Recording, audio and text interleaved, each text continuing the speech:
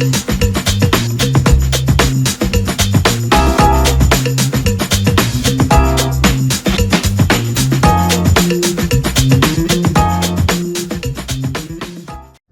morning! Greeting from Indonesia. I hope everyone is doing well this morning wherever you are. Amen.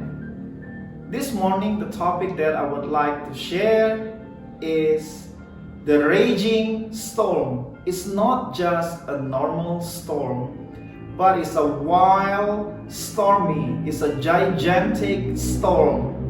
Let's turn to the Bible. Mark 4:35. I will read it. That day when evening came, he said to his disciples, "Let us go over to the other side." Leaving the crowd behind, they took him along. Just as he was in the boat, there were also other boats with him.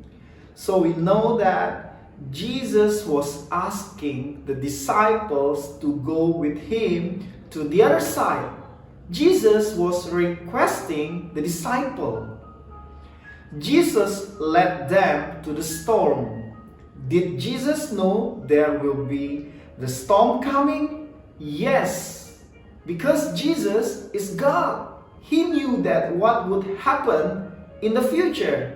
So why did Jesus would like to bring the disciple to enter, to encounter, to experience the storm, the problem? There's something that we can learn this morning. Amen.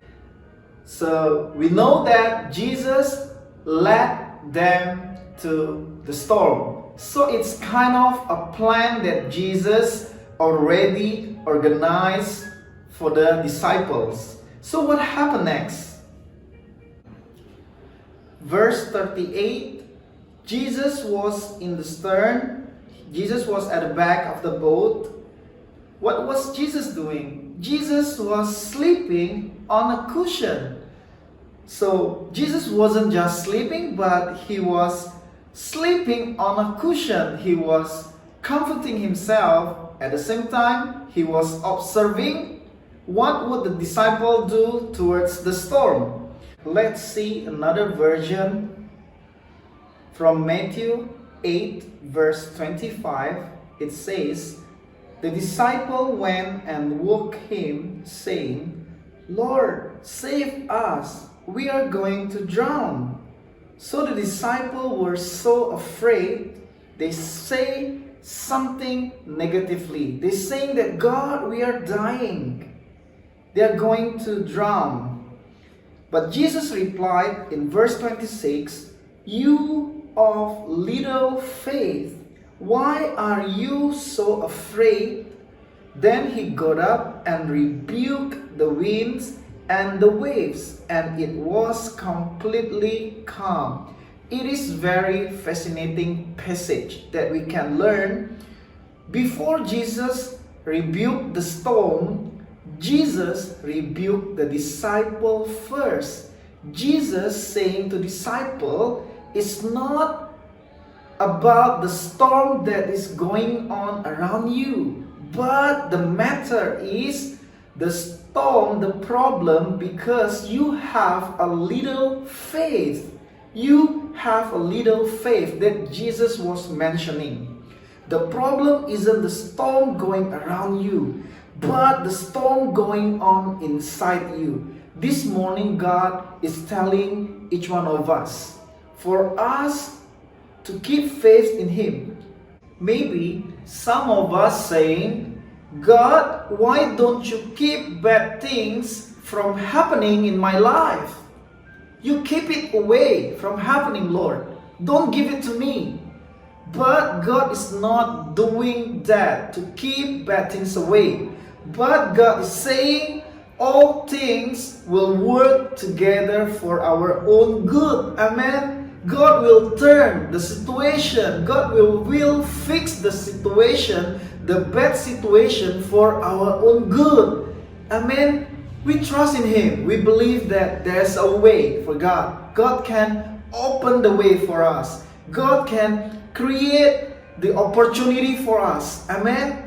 we keep trusting Him. That's what God wants in our life. My wife and I were praying for a baby. We got married since 2015, then till about the beginning of 2020. Cut long story short, so it's about in May 2020, out of sudden, my wife suddenly got a sickness. It grew something on her neck, so it's swollen, so it's like glands, and it started from very small and it grew bigger till like an egg, and it's very red. It's quite scary. We were afraid. Some people say it could be a thyroid. It just scared us. It just made us down. And even that time, I would still remember there was when my wife was sleeping in the middle of the night, she got a dream. But it was so real that someone was very tall, and it was covered with in the dark body, and start to stretch the hand and said to my wife, "Please give me your hand." Said to my wife, "Please give me your hand and I will take you." Upon hearing that, my wife half conscious, then she was thinking that, was it you, Jesus? But why that is dark? That is full in darkness. She will start to think, if real Jesus cannot be dark. And she started to realize that Jesus on both of the hand got holes because of caused by the nails. And then my wife just took the hand and turned it. Then there was no any holes, and straight away the tall guy disappeared. Then my wife woke up. Then she told everything to me. We were so afraid. We were praying about it. During that time, I couldn't sleep till morning. I was praying, God, please, I surrender everything into your hand. I believe, Lord, you take control over the situation. I just trust in you, Lord. I just pray. I was praying that night. I just shed tears. I believe my God is greater than anything in the world, even the darkness. During that time, we also asked our pastor, Ama Fifi, Pastor Robert, Pastor Pandy, our family, and our I Care, the cell group members to pray, to stand in prayer with us. It's such a strength given. We really appreciate it. And it gives us the strength to trust God even more. And during that time, it's not only one thing. My wife got something grew on her neck, and after that, at the same time, she got her wisdom tooth were growing rotatingly, so it's kind of like penetrated to her jaw down here. So in the end, it's also swollen, and we checked to the dentist. Then the dentist said that it should be operated. It should be operated right away. So we keep on praying about it. We keep on trusting God. Just we decided the appointment. I still remember it was on Thursday to have the operation, to have the surgery for the wisdom tooth. On Wednesday, just a day before, my wife told me, talked to me that she had already not gotten menstruation. You know, it's about a week late. Then I was telling her, okay. So then we bought the pregnancy test kit. The next day, which is on Wednesday morning, she woke me up that she couldn't find the pregnancy kit. Then in the end, I woke up, I found it. Then I tested slightly wrong because I touched at the blue part. And then, you know, when I look at it, at the mark, because the urine was so little, then I shook it. Then my wife told me that you shouldn't have done that. Then once I lift it up, you know what? It showed 2 lines. I was so surprised. So we were thinking it could be because I touched and because that I was shaking the cup. Then I was telling my wife, okay, now it's about 5:30 a.m. in the morning. I rushed down to the convenience store, Alfamart. Then I got another 2 pregnancy kit. Then I rushed home. Then we tested that again, and then the 3 of the pregnancy kit showed that my wife positive. And that night we went to the doctor. Then the doctor checked that my wife real positive pregnant. God is so amazing through all the suffering that my wife had gone through. After a couple of weeks, the wisdom tooth, because my wife conceived, then she can't do the operation of the wisdom tooth. So she had to bear the pain. After a few weeks, you know what happened? Then we went to check to the dentist.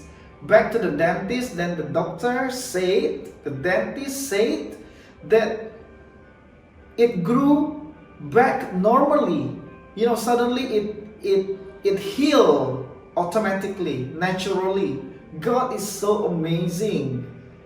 We believe that everyone, we know that Jesus, He is bigger than our problems. Jesus is bigger than our circumstances. Jesus is bigger than all our sicknesses. Amen. Jesus is in the boat. If you are in the storm this morning, let's believe that Jesus in the boat. Everything is gonna be okay.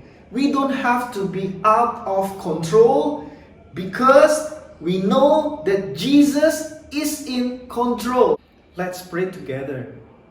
Wherever we are right now, God is saying that Jesus is in control over our life.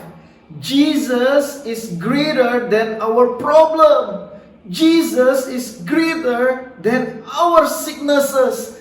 Jesus is greater than our circumstances. There's nothing that God cannot do. All things are possible in Him. We keep trusting God.